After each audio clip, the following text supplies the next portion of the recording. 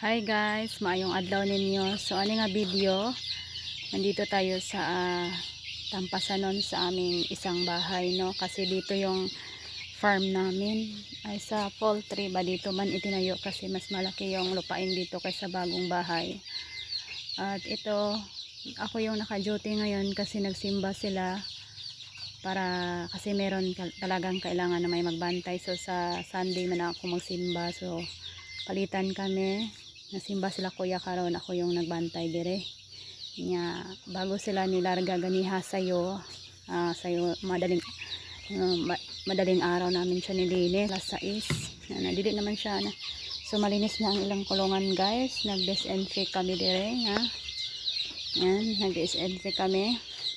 Ilagyan namin ng sabon saka yung mga sabon, dili naman hindi masyado matapang para iwas din sa amoy ng ating mga manok. So, hindi ko alam kung kaya first time ko mag-alaga ng ganito, pero tinatry namin na laging malinis ang ating paligid. So dito ng mga manok, tulog sila oh. Tutulog, ganyan sila matulog guys. Nilagyan namin muna ng sako dyan kasi yung maglinis kami kanina dito, pag maglinis kami sa ilalim, pag hindi mo lagyan ng sako, matamaan ka ng dito ipot sa yung katawan.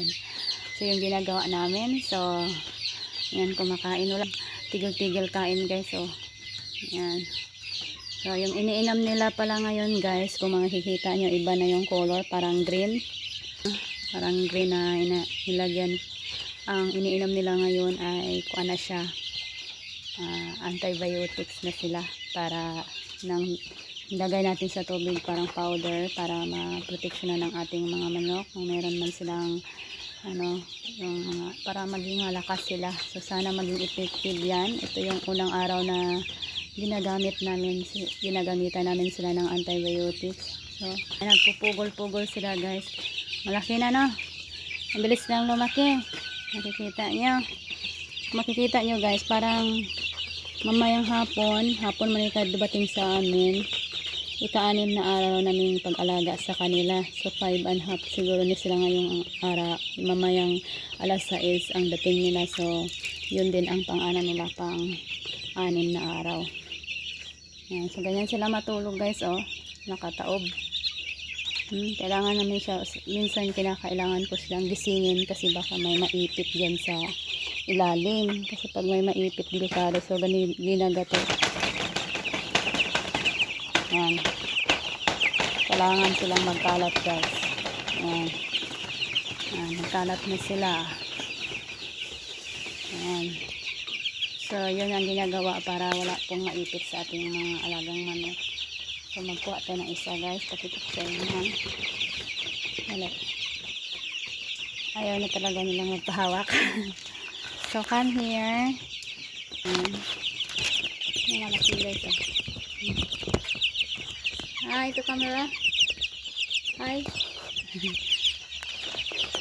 Yan, so mamaya hapon mag-6 na araw namin siya na muna nasa kamay namin. Medyo nakaka-stress ng konti kasi kailangan 24 hours meron naka-duty guys, kasi babantayan kasi baka may maipit o kaya kulang ng pagkain. So iniba namin yung mga medyo mahina kumain at maliit, dito namin nililipat kasi para pag matulog sila, maglutod-lutod, hindi sila mabatungan guys. So nakakatuwa siya, nakakawala din ng stress. Pag titingnan mo silang kumakain, tapos dumi naman ang dumi. Parang iniikot lang yung pagkain nila, no? So sobrang dami na namin ilagay na kainan dyan kasi hindi na kasya, kasi pag malaki na sila naghuot-huot na sila sa pagkaon nila. Yan, tinan nyo guys, gusto nila lagi natin dyan sa ilo. Pugol-pugol sa ilo. Ito naman ang ating mga Rhode Island. Mga Rhode Island na fish. Ito siya, hindi talaga alagain. Bigyan mo lang ng pagkain. Nilagyan namin din ito na antibiotics para in case makakuan sila kung mayroong mga sipon-sipon. Yan. So hindi siya alagain guys. Tingnan nyo, yung tainga niya hindi yung dumi niya para siyang ano talaga native lang ng manok. So kung makikita nyo maliit siya, no, pero kung titingnan nyo kasing edad lang po ito yung dalawa. Kasing araw lang sila dumating, same ano, same day lang sila dumating. So nakita nyo may violet yung puwet, yan o. Yan po yung nirescue natin dahil nag-aaway sila, tinuhik siya tapos nagkadugo, so kailangan na sprayhan para hindi siya lapitin ng langaw. So ganun po siya guys, kaya kailangan talagang magbantay ka. So po tayo dito ng mga rescue, yung mga may violet guys, oh, sa puwet. Yan po ay mga rescue natin, no? Kinakailangan natin silang kunin pag ano, yan yung mga kinagat ng kasamahan ngayong puwet, tapos mag-bleeding. Yan yung nilalagay namin doon sa hinihiwalay kaagad namin. Tapos ina-sprayhan namin ng para hindi dapuan ng langaw. Tapos ginagamot namin yung sugat. Pag na-okay na, ibabalik na po natin. Yan. So, kakain. Kain na sila guys.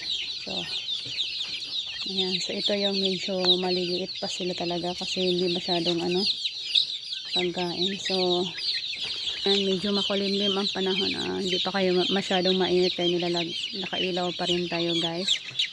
Ayan, so ang gamit namin na ilaw is 50 watts din siya, mainit talaga niya siya, oh, maramdaman mo yung init kahit nasa layo ka. So yun siya guys, ang update natin sa ating mga manok for today. Ayan, pauli siguro kurong hapon kay tutulik po dito kay ito ako kaadlaw diri sa kuan manukan kasi lang talagang bagbantay. So nakakatuwa. Ayan, so yun lang ang update natin sa araw na ito. Ayan, kung gusto nyo i-follow ang aking Facebook page, maraming salamat.